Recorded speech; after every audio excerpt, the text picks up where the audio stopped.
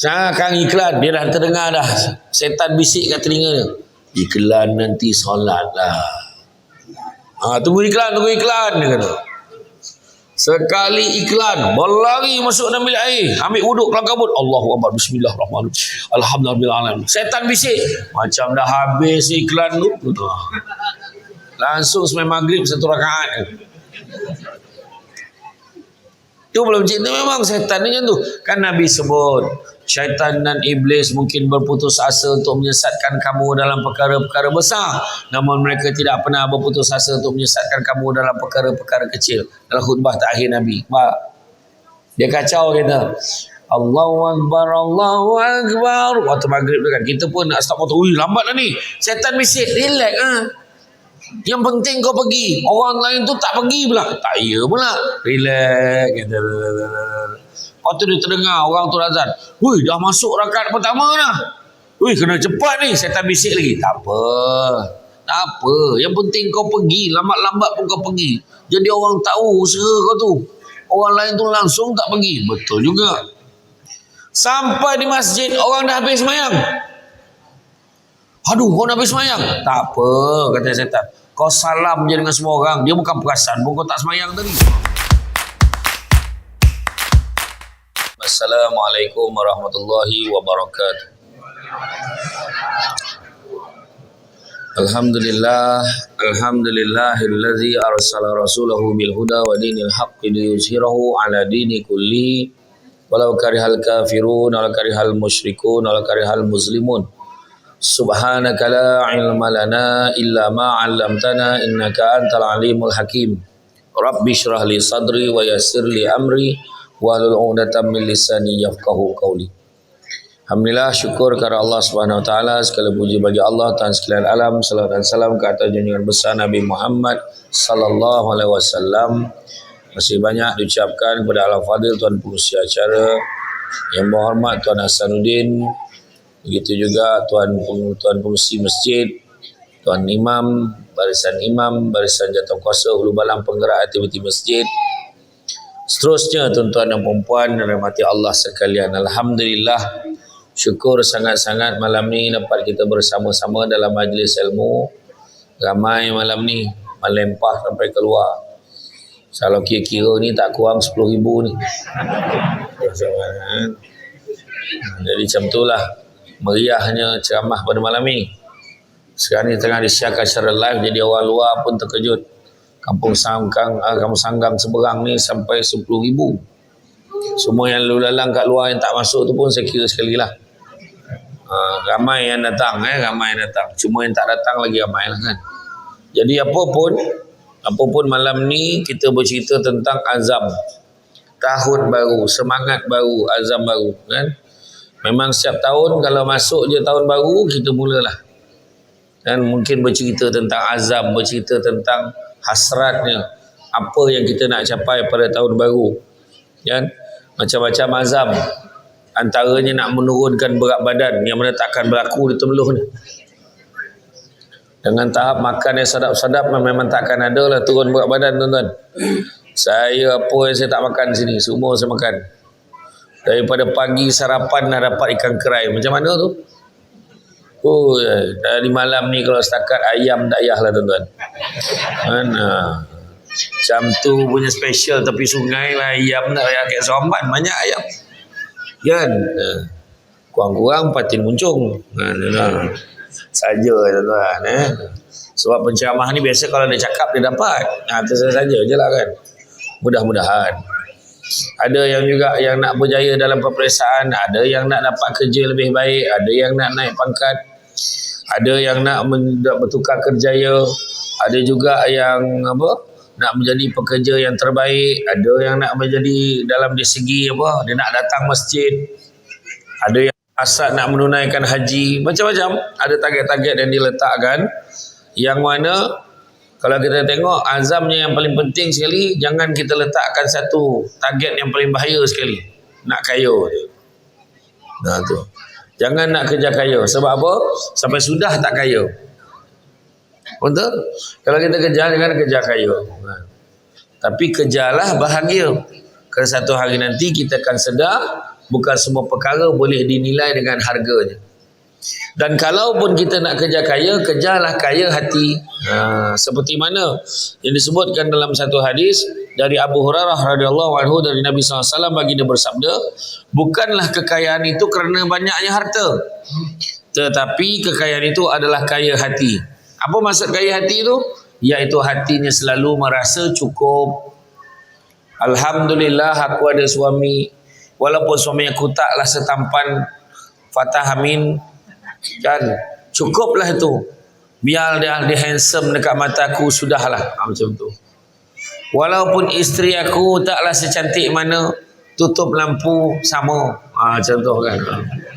Contohlah kan, sama aja. Kan, syukur dia belajar rasa cukup. Aku naik motor-motor buruk ni pun tak apalah. Yang penting sampai elok lagi berjasa motosikal ni. Kan, saya nampak tadi ramai yang ada lesen agung tadi. Tak ada helmet, tak ada apa, relax tadi kan. Tu nak tunjukkan betapa hebat orang sini. Kan. Tengah tahap polis ada depan tu, relax dah. Tak ada dia takut nak steady orang sini kan. Macam itulah kira. Jadi dia rasa cukup. Hadis riwayat Bukhari tuan-tuan. Jadi kekayaan dalam Islam ni bukan pada pemilikan harta yang banyak. Kekayaan hakiki seorang Islam apabila dia memiliki rasa kaya hati, dia merasa cukup. Itu sebab Allah uji muda dengan tua, sehat dengan sakit, lapang dengan sempit, hidup dengan mati, kaya dengan... Bukan, Allah uji kaya dengan kecukupan. Ada orang kaya tapi tak cukup-cukup. Kita ni duduk kampung, makan apa ya? Kadang cuk paku je ni settle. Ya? Makan nasi lauk telur, nasi goreng jantan, cukup. Ada telur jantan lah. Cukup. Suami aku tu senang betul, goreng telur pun kicap, settle. Senyum dia makan. Macam tu. Contoh lah kan. Tapi malam ni tak mahu dia tuan-tuan. Ya, malam ni tak mahu dia tuan-tuan. Sebelah sungai masjid kan. Takkan telur kan. Telur tu iringan lah, iringan. Telur sekarang ni dah jadi makanan autentik sebab susah nak dapat. Jadi telur ni jadi makanan yang mahal sekarang ni. Kan? Jadi kita rasa cukup kan dengan siap rezeki yang Allah Ta'ala bagi, kita redha dan kita tak tamak. Sebab rezeki ni kita kena faham 3 hakikat rezeki. Sebab ada orang tanya saya masa PKP tu, Ustaz selalu cakap yang rezeki tak pernah salah alamat, tapi kenapa tak pernah sampai ke alamat rumah saya? Saya kata tu bukan salah alamat tu, tapi salah orang yang duduk ke alamat tu. Faham tak? Dia kata.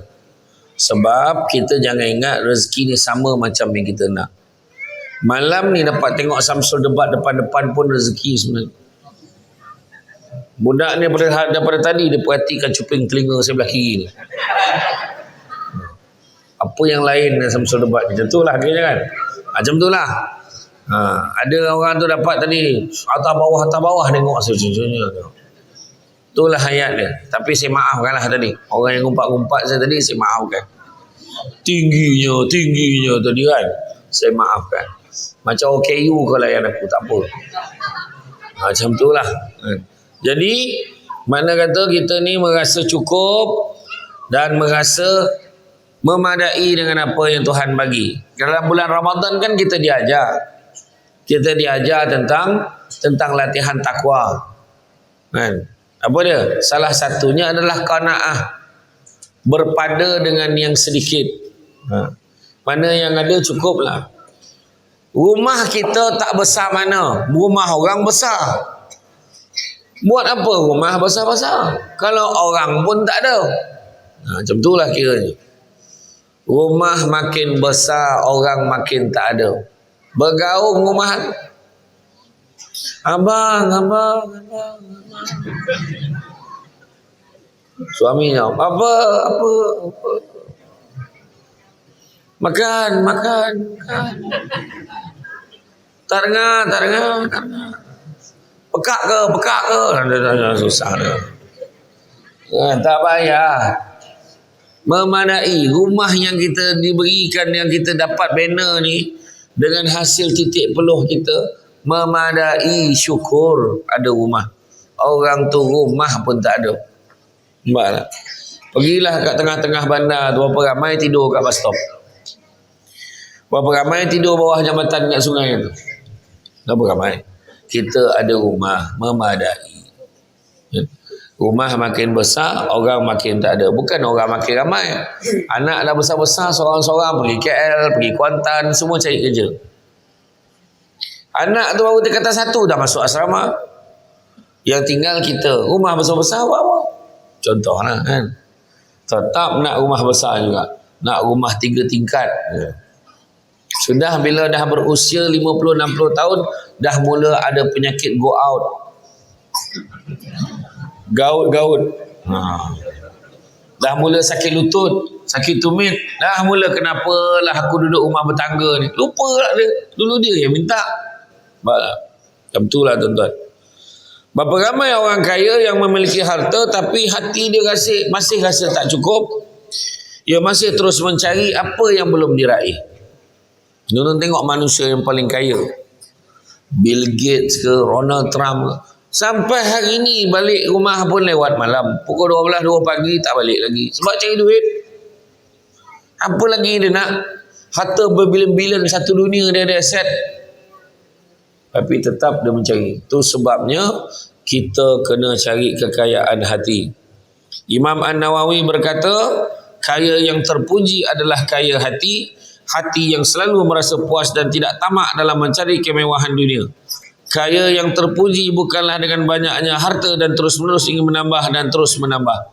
Jadilah kita seorang pemilik hati yang sentiasa kaya dengan sifat merasa cukup dengan harta yang dimiliki, namun sentiasa merasa miskin dengan amal-amal yang soleh. Itu dia. Dia rasa cukup dengan hartanya tapi rasa miskin dengan amalannya. Orang kita ni terkenal dalam bab ibadah ni, umat akhir zaman ni paling terkenal dengan pemalas beribadah. Kalau zikir sikit-sikit je. Kan? Bayangkan zaman sahabat Nabi pun istighfar paling sikit pun berapa? Istighfar paling sikit berapa? Itulah.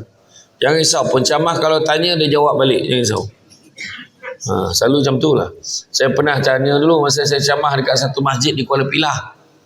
Selawat tu apa makcik? Dia tanya, selawat tu apa? Dia jawab. Nak camah lah, tanya pula dia marah gitu.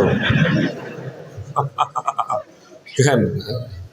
Jadi untuk makluman semua, sahabat Nabi sendiri pun istighfar tak kurang 70,000 kali sehari. Sahabat pernah tanya, ya Rasulullah, kaifa nastaghfir ya Rasulullah? Macam mana cari istighfar? Nabi ajar astagfirullah. Senang ya. Jadi kalau kita cuba kalau kita datang masjid, imam tiba-tiba hari ni rajin pula. Lepas bagi salam tu, Assalamualaikum warahmatullahi wabarakatuh. Assalamualaikum warahmatullahi wabarakatuh. Astaghfirullahaladzim la ilaha illa wal hayyul qayyum wa atubu ilaih. Astaghfirullahaladzim la ilaha illa wal hayyul qayyum wa atubu ilaih. Astaghfirullahaladzim la ilaha illa wal hayyul qayyum wa atubu ilaih. Biasa berapa kali? 3 kan? Dia sambung ni, Astaghfirullahaladzim. Dah 4 pula orang belakang. Astaghfirullahaladzim la ilaha illa wal hayyul qayyum wa atubu ilaih. Astaghfirullah. Dah 5, 6, 7. Dah mula belakang tu bunyi. Bila nak berhenti imam ni? Macam tu kan. Dia bukan tanya berhenti zikir. Bila imam tu nak berhenti bagi orang lain nak jadi imam. Bayangkan tu. Tak boleh pula zikir panjang-panjang.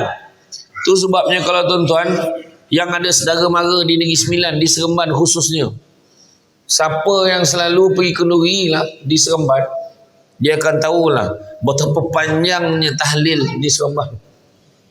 Dia semua pondok Syekh Murtada tadi, imam tu kan memang panjang-panjang. Selagi tak hilang lutut tu memang tak doa. Ia barulah berbaloi lah udang galah kat dapur tu. Kan, tukang masak ni, orang kampung masak ponek ni, zikir pendek-pendek kan. Kadang kat zaman tu kalau kita tengok, ya arhamar rahimin salimna wal muslimin, ya arhamar rahimin salimna wal muslimin, ya rahman ya rahim ya rahman ya rahim. Apa tu? Ya latif ya latif ya latif ya latif. Rabbi shfina min kulli da wa afina minal bala, Rabbi shfina min kulli da wa afina minal bala.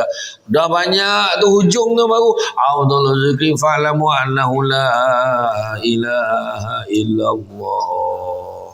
1000 kali tu kan. La ilaha illallah, la ilaha 1000 kali. Yang la ilaha illallah, la ilaha salam la ilaha illallah. Mana dah penat tu ada.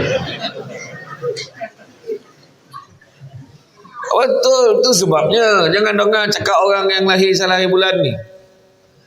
Zikir pun tahlil pun tak boleh. Siapa baik tahlil semua neraka. Jangan dengar cakap orang tu. Semua tak boleh. Kan? Dua pahala yang paling besar kena tahlil tu. Pertama zikir, yang kedua makan. Yalah, pertama zikir kita ingat Allah, kan? Yang kedua makan, sebab orang sedekah. Lepas tu ada orang tulis, memang tak sepatutnya buat tahlil ni, menyusahkan tuan rumah. Kalau tuan rumah tu susah, tak sah buat. Itu je. Saya nak minta buat tahlil kat rumah saya boleh tak? Tapi tak ada makan. Apa ingat imam risau sangat pasal makan tu? Kan? Kadang-kadang buat kat masjid je. Betul tak? Iya. Malam ni insya-Allah ada. Cuma yang cerita ni kalau orang lain tak mampu. Mana ada orang paksa? Tak ada. Jadi mana kata zikir kita rasa kurang amalan kita. Kadang-kadang nak bagi salam dah doa walhamdulillahi rabbil alamin taqabbalallahu minkum minna minkum taqabbal ya karim. Tengok bapa relax, ada sandar, dia tengok orang lain sama semayang seolah-olah macam kau semayang lah, aku dah banyak lah, macam tu lah lebih kurang. Bukan orang sini lah, tempat lain. Macam tu. Iya. Kan? Sedangkan solat sunat tu bolehlah takok tambah sikit mana pahala yang kurang dalam sembahyang kita tadi. Kan? Lepas tu dah habis tu. Dah habis tu zikir juga, mengaji pula kan. Susah, bini garang. Oi. Tak tahulah kampung Sanggang seberang ni, tapi orang perempuan sekarang ni garang-garang betul. Lambek balik pun marah. Gangster betul bini. Imam malam tu ajak, malam ni kita mengaji nak. Boleh Imam? Boleh. Lepas maghrib mengaji. Dah punya seronok mengaji. Dah isyak dah ni. Lepas isyak kan kita sambung lagi. Boleh Imam? Boleh. Seronok ada mengaji dengan Imam malam tu. Sampai pukul 9 lebih. Dah pukul 9 dah Imam. Itulah tu saya pun kena balik ni Imam kata. Lesen saya sampai pukul 9 je kata Imam tu. Imam pun sama ada lesen. Bukan imam sini, tempat lain. Kemudian bila balik rumah, sampai bini tanya, pesal lamat, ingat ni hotel. Suami pun cakap, abang tadi mengaji dengan imam. Sudahlah, baca pun berterabur cerita mengaji. La ilaha illallah. Dia balon suami tu. Abang mengaji dengan imam tadi, sudahlah. Ingat tak tahu mesti lepak dengan imam kat kedai kopi ni lah. Dengan imam-imam itu dua.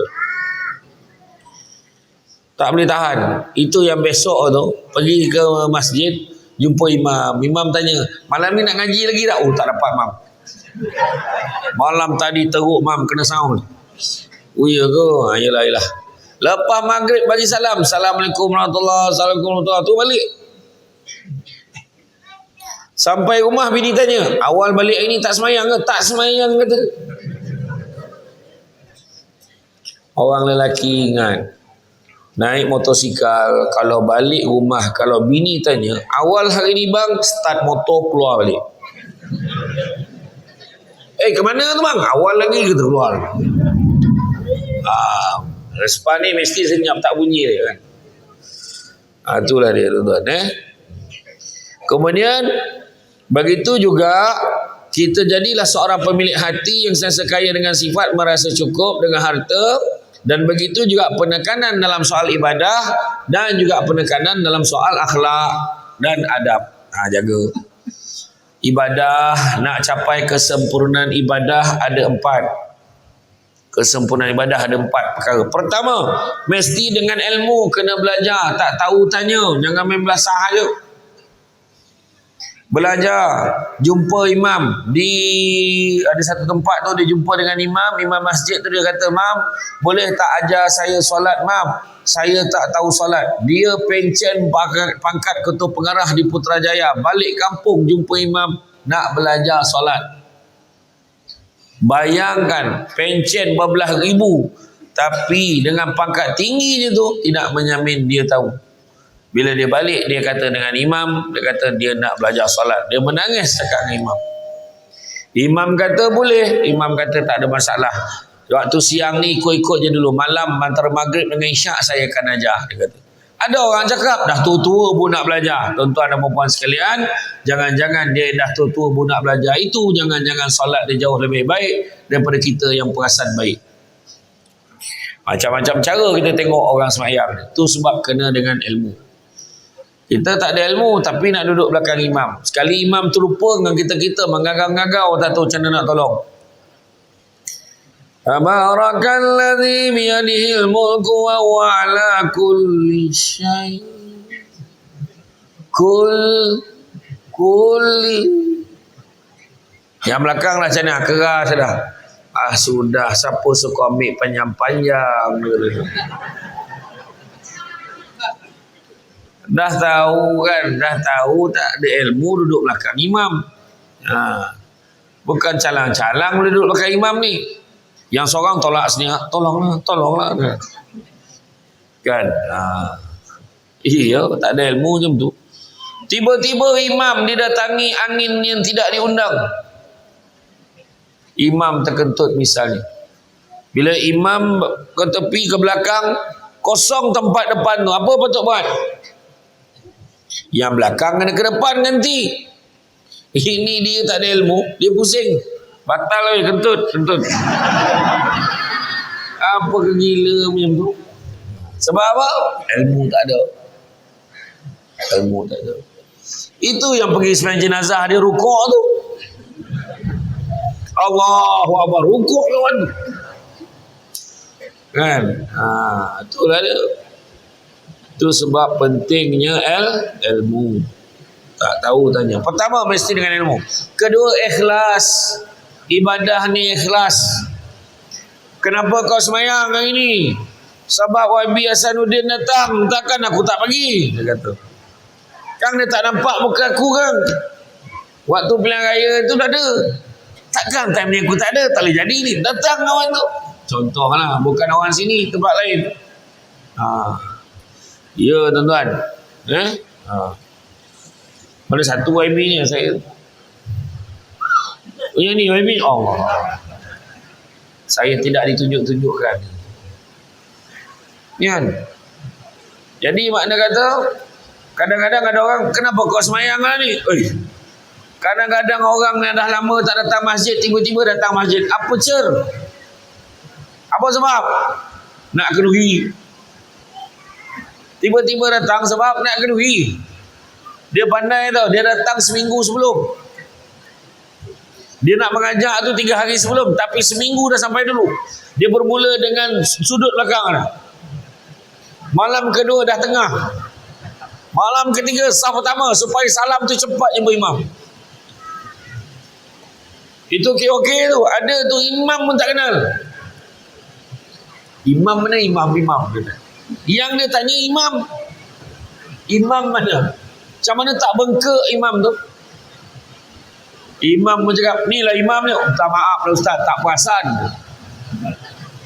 Kamu biasa semayang mana? Sinilah semayang.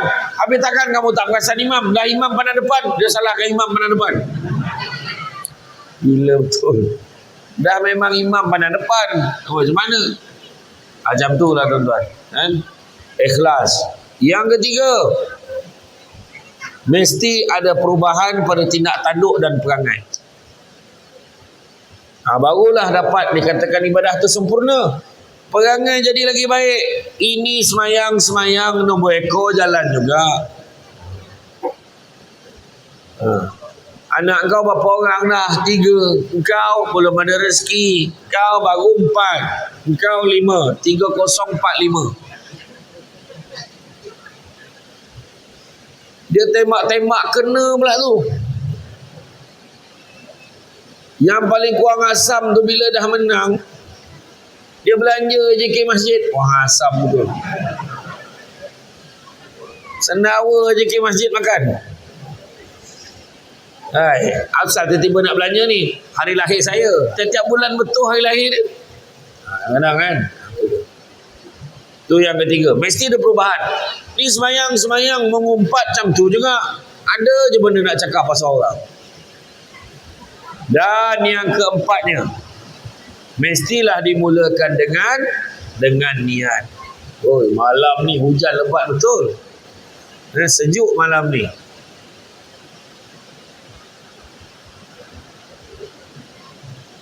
Aircon tak cukup ni.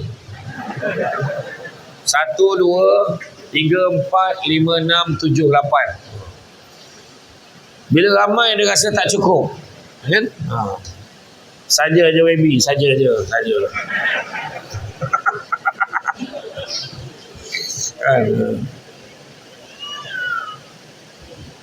Dia kalau sebut tak cukup, mulalah orang cari baby kan. Tak adalah tumbangan ni sekarang tengok ni cukup ni. Aircon pasang, kipas buka, pintu pun buka, punya sombong kan masjid ni. Macam mana nak dapat kan? Apalah, Alhamdulillah. Kan? Kapet pun tebal, sujud terbenam muka, okey dah tu. Kan? Jadi, mana kata, perangai kita pun jadi lagi baik dan niat kita pun mestilah niat yang betul.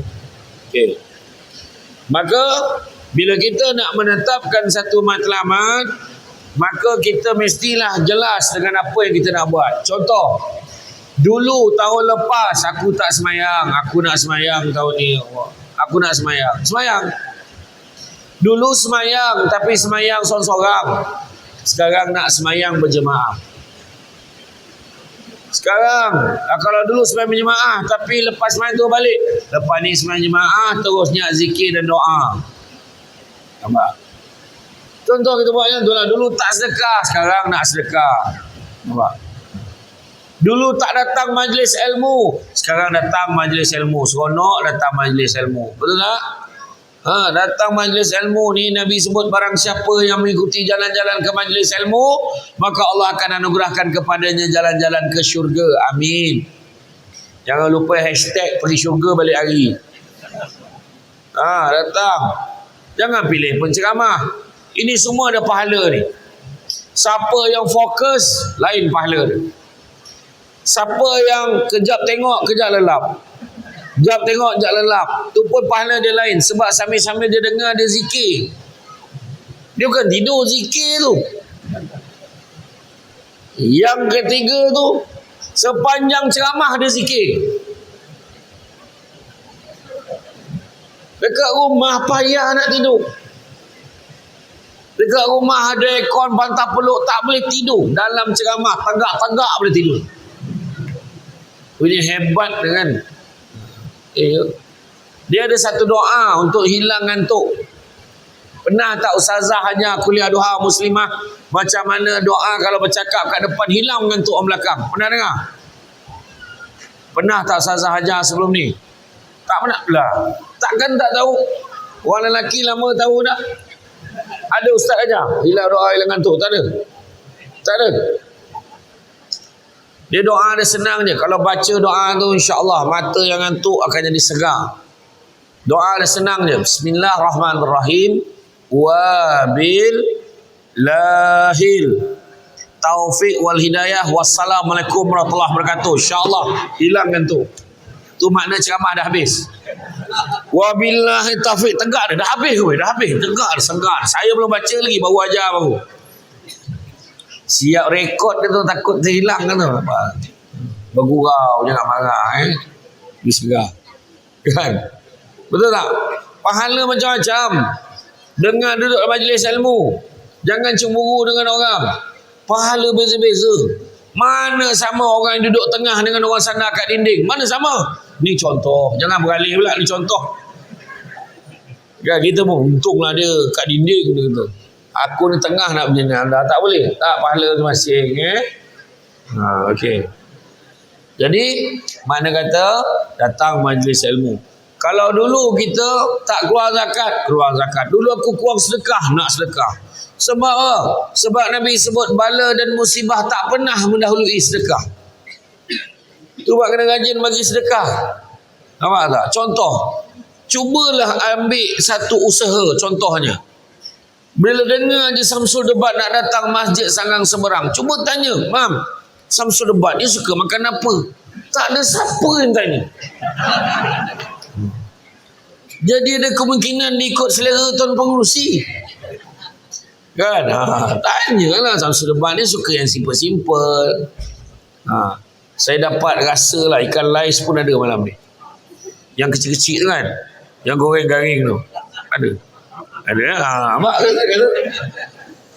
Contohlah kan. Tanyalah telur dadah ada tak? Samsul Debat dia senang je telur dadah. Bukan susah nak. Paten saya tak menolak. Kan. Kalau boleh goreng lah. Ni contoh. Contoh. Jadi makna kata itulah dia. Ya, azam kita dalam kita melaksanakan, dalam kita masuk tahun baru ni, kita ubahlah benda daripada buruk kepada baik, baik kepada lebih baik kan. Kemudian Rasulullah SAW bersabda, diperlihatkan kepadaku 3 golongan manusia dari umatku yang mula-mula masuk syurga. Mereka adalah orang yang mati syahid, orang fakir yang tidak meminta-minta, dan orang yang tidak disibukkan pekerjaannya daripada taat beribadah kepada Allah. Hadis riwayat At-Tirmizi. Maknanya berapa ramai orang disibukkan dirinya dengan kerja, dengan benda-benda yang lain, menyebabkan dia lalai daripada beribadah. Berapa ramai? Kadang-kadang bukan sebab kerja pun. Allahu Akbar, Allahu Akbar. Drama budak tebing. Tak apa nama tu yang Aish dengan Nabila siapa? Alah menyampah lah aku perempuan tak tengok. Saya pun tak tengok orang share dalam TikTok. Kan. Dan sanggup tu berjemaah dengan keluarga tengok drama tu. Khusyuk dah. Kang iklan dia dah terdengar dah. Setan bisik kat telinga dia. Iklan nanti solat lah. Tunggu iklan dia kata. Sekali iklan berlari masuk dalam bilik air, ambil wuduk kelam kabut, Allahu Akbar, bismillahirrahmanirrahim, alhamdulillah. Setan bisik macam dah habis iklan tu, langsung sembahyang maghrib 1 rakaat. Itu belum cerita memang setan ni macam tu. Kan Nabi sebut syaitan dan iblis mungkin berputus asa untuk menyesatkan kamu dalam perkara-perkara besar, namun mereka tidak pernah berputus asa untuk menyesatkan kamu dalam perkara-perkara kecil. Dalam khutbah terakhir Nabi, dia kacau kita, Allahu Akbar, Allahu Akbar. Waktu maghrib tu kan, kita pun nak start motor, lambat dah ni, setan bisik, relax yang penting kau pergi, orang lain tu tak pergi pula. Tak ya pula, relax kata. Lepas tu dia terdengar orang tu azan, dah masuk rakaat pertama dah, kena cepat ni. Setan bisik lagi, tak apa, yang penting kau pergi, lambat-lambat pun kau pergi, jadi orang tahu usaha kau tu. Orang lain tu langsung tak pergi. Betul juga. Sampai di masjid orang dah habis semayang, kau dah habis semayang. Tak apa, kata setan, kau salam je dengan semua orang, dia bukan perasan pun kau tak semayang tadi. Langsung tak semayang. Iya. Kita time semayang je tengok, kita angkat takbir, Allahu Akbar, bismillah. Setan ni dia bertenggek dekat semua pelipat-pelipat kita, tiba-tiba gatal ni, celah-celah ketiak gatal, kat telinga gatal, dia tiupnya telinga tu. Tu yang sami Allah liman hamidah mana. Celah hidung dia tiupnya, gatal, tiba dah jadi dah. Lepas bagi salam tak ada pula. Betul tak? Dekat pelipat ni, pelipat lutut kita ni, bawah tu gatal, tiba-tiba gatal. Tempat paling favourite celah punggung. Kalau ditiupnya kita pun confuse. Aku ni kentut ke tidak ni? Kan Nabi dah pesan pedulikan. Itu semua gangguan syaitan. Setan. Setan ni. Kan? Bom. Tapi kalau dah membobok bunyi setan dia kata. Orang belakang tu kau lah setan kan. Menghadap muka kawan tu. Dia dua tuan-tuan. Dia syarat kontut ni tuan-tuan. Pertama bunyi, kedua bau. Bunyi Allah bagaga tuan-tuan. Takkanlah tak kontut lagi benda tu. Bau lah, bau joring. Takkan tuan-tuan tak perasan kan? Dah berhentilah tu. Kan? Pergilah ambil wuduk balik semula. Kan? Jadi jangan kita dilalaikan. Begitu juga baginda SAW bersabda, sesungguhnya sesuatu yang paling utama dalam mizan, yakni timbangan pada kiamat kelak adalah akhlak yang baik, perangai yang baik-baik, adab yang baik. Mak kata orang, makan sirih berpinang tidak, pinang ada di kota Melaka. Makan sirih menganyang tidak, tagah dek budi dengan bahasa. Nampak? Adab je tengok. Yang berhormat datang, dia duduk bawah, Samsul debat duduk atas. Cuba fikir, adab tu. Nampak tak? Iya tuan-tuan. Kalau ikutkan patut dia duduk atas. Tapi kenapa? Hormat, adab. Betul. Saya ni kalau boleh nak duduk bawah kan ni. Iya. Tapi dah disiapkan duduklah. Adab. Jangan petikai walaupun hanya air gau yang dia bagi. Adab kena terima kasih lah pada penganjur. Jauh-jauh datang air kosong kau bagi. Contoh kan. Sebab ni air ni daripada Temeluk. Kan? Nampak tu. Mungkin Bangau. Nampak tu. Dalam baran. Memang bukan kat sini. Sini lah kan. Sungai Gau. Nampak? Jadi makna kata adab. Kalau mencari pokok berbuah, pucuk lobek dahan berdaun. Kalau nak jadi insan bertuah, duduknya beradab, tagak bersantun. Itu dia. Nampak tak? Elok budi bahasa. Betul tak? Biar dia belajar tak tinggi, tapi adab tu. Kalau saya dengan YB duduk, sekali duduk dengan ustaz, duduk sekali dengan imam, duduk kat kedai kopi. Tiba-tiba lalu anak dara tu. Menunduk dia tepi meja. Tepi meja bukan depan, tepi meja. Tumpang lalu abang ngaji tu. Terangkik kopiah ni. Okay. Cakap, langsung saya tanya dengan YB, anak siapa tu? Langsung tanya anak siapa. Kita bukan tanya dia kerja mana, dia belajar takat mana, gaji dia berapa. Tanya anak siapa. Sebab apa? Sebab budi bahasa adab. Iya. Tengok budak-budak ni, budak-budak tafiznya. Elok dia. Soroban lagi bosan dari kepala. Dia fikir. Elok duduk je dah. Kan?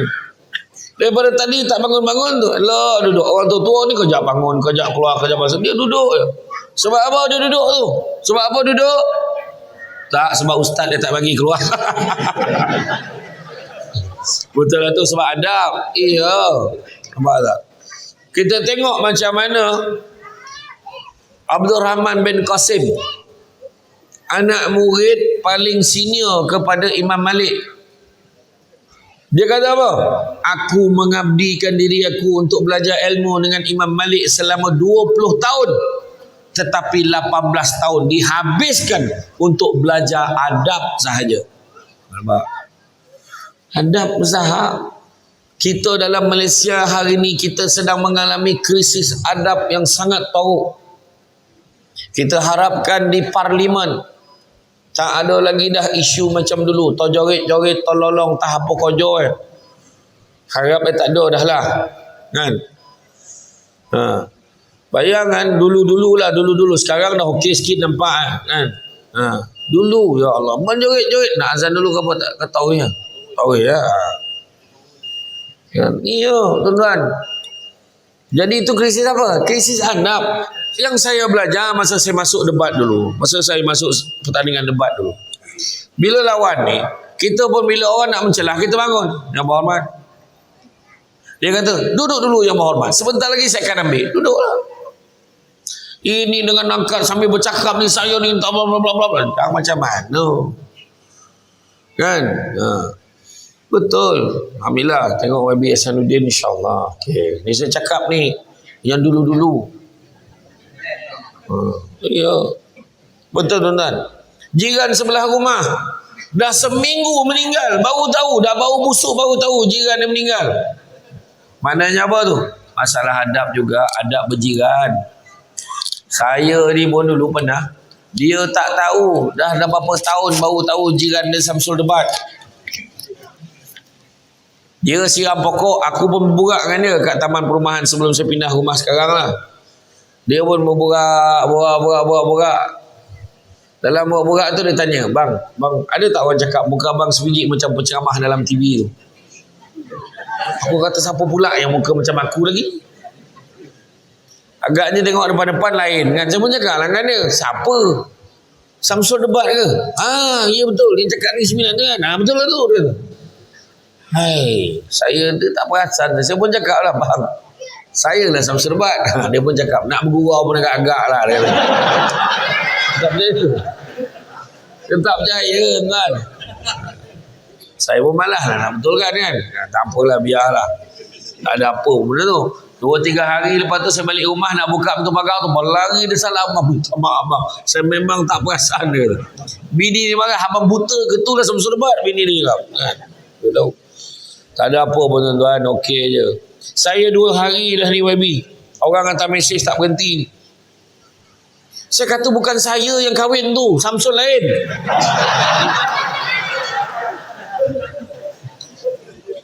La ilaha illallah, bukan saya bohong, betul saya cakapnya. Ni seorang. Samsul kau apa kena? Abang saya tu, kena. Mana mesej ni? Saya simpan lagi ni. Berdarah pula awak baca ni. Dia masukkan gambar saya. Lepas tu dia kata, dulu minat sangat dengan beliau ni, tapi semenjak dia ada kes dengan Ira, terus boykot ceramah beliau. Apa hal? Ni satu lagi gambar saya dekat ni. Masa ni dekat ni. Dekat Jabal Nur. Perangai orang jantan, duk ceramah hari-hari pasal kahwin, lalas dia yang kahwin, tak guna punya jantan. Gimana tu?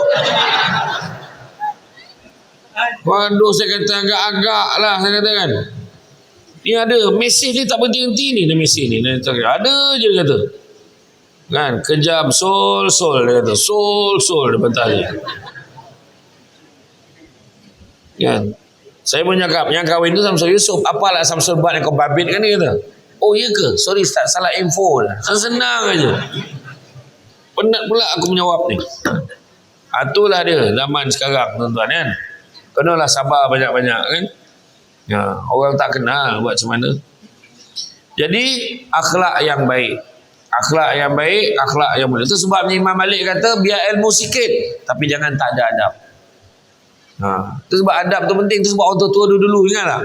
Kepantangannya bagi air tu tak ada, bagi cawan tak ada alas. Tengok ni, ini baru betul.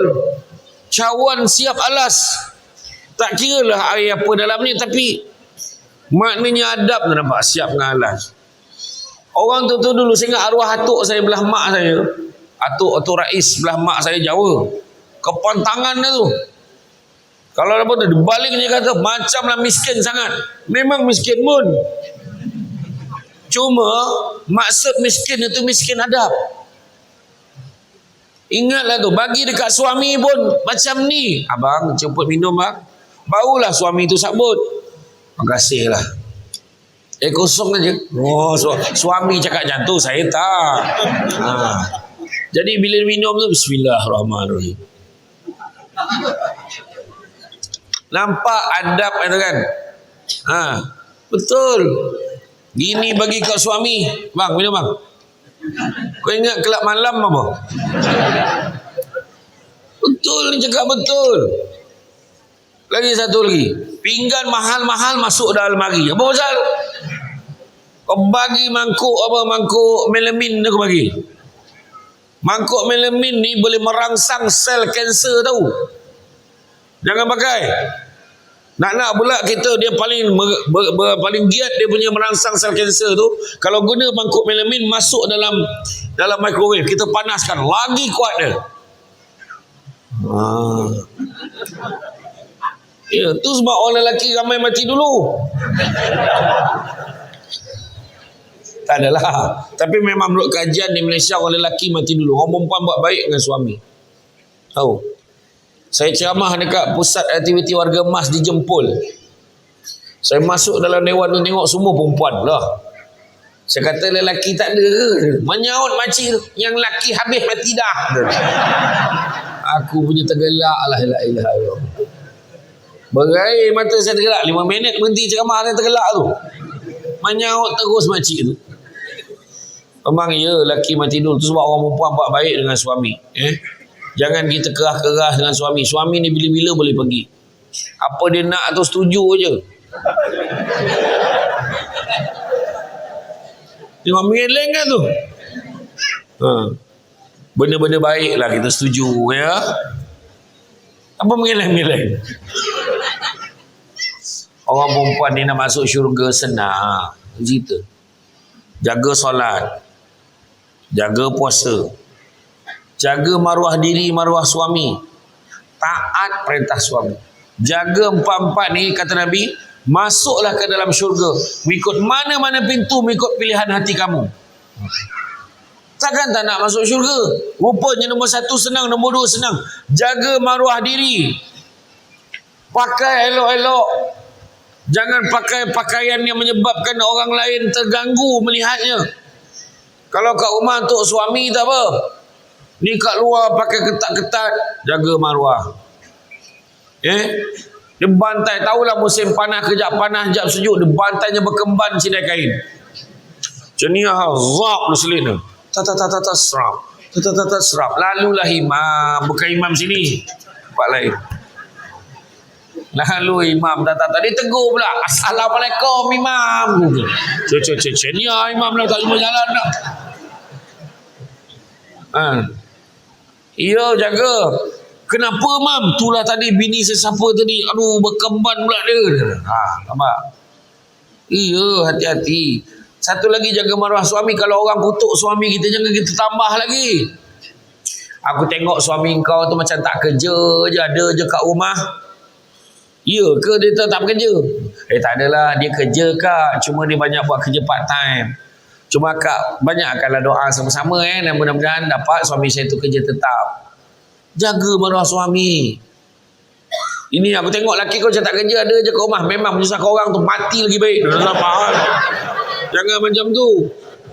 Faham? Lepas tu yang keempat, taat perintah suami. Faham? Faham ke tidak? Setuju ke tak? Tak. Faham, setuju tak? Taatlah yang baik-baik. Kalau suami suruh sign sini yang sign. Tak payah baca dah sign dia. Tak, dia nak transfer tanah nama kita. Cuba sangka baik. La ilaha illallah. Suami datang masjid ni semua baik-baik. Percaya je. Betul. Kadang-kadang orang perempuan ni, satu yang paling kesian, saya banyak dapat aduan lelaki. Kau dek tutup telinga. Orang lelaki ni dia kena jaga. Dia ni nak bukan belayan, dia nak kasih sayang. Orang lelaki ni tengok muka teruk je tengok tu. Semua kurang kasih sayang tu. Orang perempuan gemar membiarkan. Cuba pegang tangan suami tu sekala. Naik motor tu peluk. Saya tengok tadi la ilaha. Saya tengok tadi ada yang naik motor masa saya sampaikan lewat sikit tadi. Ada yang terkejar-kejar tadi. Allahu akbar. Orang peluk suami tu dibantai pegang besi. Suami bawa motor dia pegang besi. Lepas tu kibar-kibar ke telekuk tu. Dah macam langsui ni kot dia. Peluklah suami tu. Kenapa tak dipeluknya suami tu? Cuba cakap. Apa dah? Batal sembahyang. Aku suruh peluk, bukan seluk, peluk.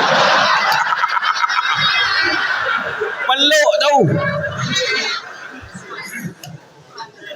Aduh. Kalau kau seluk yang meloncat motor tu. Oh. Kan berlapik. La ilaha illallah. Pegang. Bau suami dah. Dah sedia dah. Bismillahirrahmanirrahim. Ini punyalah tak mesra bini bawa angkat kaki ni. Bawa angkat kaki. Jalan dah lagi tu. Sampai masjid. Mana pula ada? Tak ada. Iya.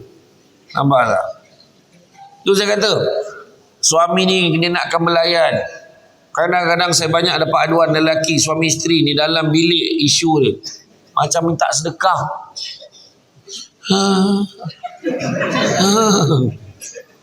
Faham tak dia minta apa tu?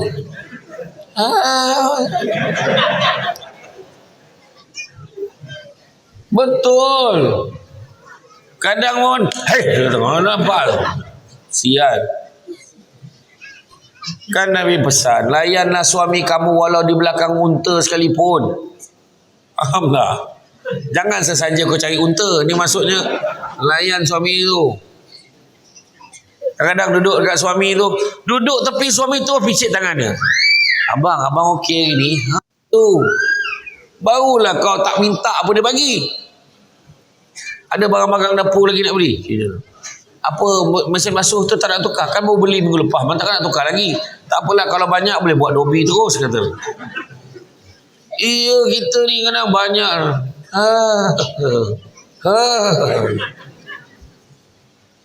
Yang kadang dah tua-tua ni kadang tanya, yang dah ada bercucu ni, tengok mana dulu, cucu dulu ke suami? Tengok tu cucu tu. Alah cucu nenek, alah cucu nenek. Yang atuk ada bengang ni. Pukul 10 dah ni, cucu-cucu lagi tu. Alah cucu nenek, alah cucu nenek. Yang atuk tu, atuk masuk dalam bilik. Marah pula atuk kau. Tak faham lagi dah. Masuk dalam bilik, atuk ingat nenek dia masuk. Tak masuk juga. Atuk bagi signal.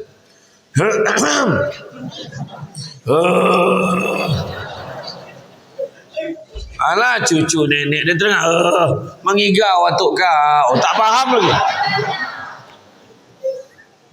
Sudah menjerit atuk tu, Allahu Akbar, baru dia letak cucu. Pahal atuk lah, baru dapat tangkap. Isteri nampak suami masuk dalam bilik, berlari-larilah masuk dalam bilik segera. Terus macam ni. Macam kita pergi kat restoran ayam segera tu, yang ada orang tua rambut putih yang berdiri kat depan pakai cermata. Saya tak nak sebut jenama dia sebab dia tak taja ceramah kita malam ni. Jadi kita pergi kan, masuk dalam bilik. Abang, ada apa-apa yang boleh saya bantu? Macam tu tadi. Suami pun kata, tak apa, teruskan sambung buat kerja kau. Dapat pahala. Sebab dia dah tanya.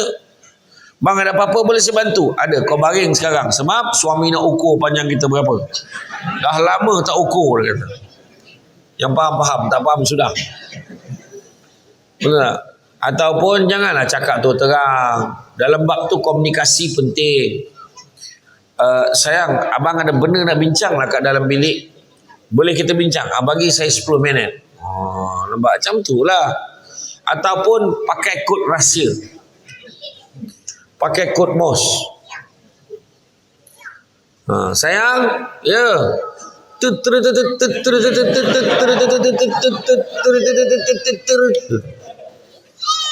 Bini pun jawab terus, okey. Kan, contoh lah. Tapi jangan selalu sangat pakai, takut anak perasan. Nah, kau tengok lah. Lepas ayah sebab buat tu, mesti mak lepas tu masuk dalam bilik. Dia dah tahu. Dia dah boleh baca lah. Kan? Kita jadi yang lebih baik lah. Jadi lebih baik. Kan? Akhirnya, apa juga yang kita buat, usaha perlu disusun supaya kita boleh mencapai matlamat tu. Contoh, target saya nak kuruskan badan 2023 tu. Contoh kan, rupa-rupanya ada orang dah pesan kat saya, 4 benda putih ni kalau boleh elakkan cepat turun berat badan. Nasi, gula, susu, tepung. Yang paling susah nasi. Paling susah nasi. Saya last ambil nasi petang tadi ke pagi tadi. Kan dengan Ustaz. Punya susahnya kan. Yang besok je lah mula kan. Jadi mana kata usaha tu kena buat untuk mencapai matlamat kita. Penting untuk kita fikirkan bahawa apa juga yang kita buat akhirnya bertawakallah kepada Allah, serahkan kepada Allah untuk berikan yang terbaik kepada kita. Dari Ibnu Umar radhiyallahu anhu, Rasulullah SAW pernah menasihati beliau, hiduplah engkau di dunia ini seakan-akan sebagai orang asing atau musafir dan mempersiapkan dirimu untuk menuju ke negeri akhirat. Hadis riwayat Bukhari. Dunia ini bukan tempat tinggal, tapi dunia tempat meninggal. Jadi di dunia ini sementara sifatnya, apatah lagi yang ada di dalam dunia ini. Jadi tak usahlah kita beria sangat dengan dunia. Itu sebabnya tadi kita dah diberi peluang. Sebenarnya diumumkan oleh Tuan Pengerusi tadi, kita ada tabung yang bergerak. Jadi tabung yang bergerak tu janganlah kita buat-buat tak nampak. Kan, bunyi tayar tabung tu, sudah lalu dah dia. Bagi tuan-tuan. Orang perempuan jangan fikir-fikir panjang sangat. Tak ada duit, bagi, lurutkan gelang rantai mana yang ada tu masuk. Tahulah kita tolak kat kedai Cina mesti dapat berapa. Betul, sumbangkan. Dunia ni sementara, apatah lagi yang ada dalam dunia. Jangan kita berkira dengan Allah Ta'ala. Kan? Sumbang. Dunia ni sementara. Kalau kita tengok, saya nak tutup ceramah saya ni dengan beberapa hadis. Pertama, Nabi sebut, anak-anak Adam kalau diberikan 2 lembah emas, dia akan minta lembah yang ketiga. Tak pernah cukup. Tapi Nabi juga sebut, carilah rezeki yang halal, sesungguhnya yang halal itu cukup buat kamu. Dalam hadis yang lain Nabi sebut pula, manusia yang paling kaya adalah manusia yang merasa cukup dengan apa yang dia ada. Dalam hadis yang lain, tangan yang di atas lebih baik daripada tangan yang di bawah. Maknanya memberi lebih baik pada menerima. Dan satu lagi hadis Nabi sebut, banyakkanlah melihat yang di bawah daripada melihat yang di atas.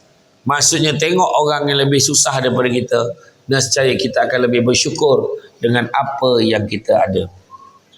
Ingat, hidup jangan nak kejar kaya, tapi kejarlah bahagia. Mak ayah kita dulu, macam saya ingat mak abah saya dulu pun orang kampung. Hidup susah, tapi bahagia. Akhirnya mana yang tak ada tu, maka kita tak perlu. Ia hanya bersifat pilihan dan mewah, tak usahlah kita kejar-kejarkan sangat. Kalau ada rezeki, adalah.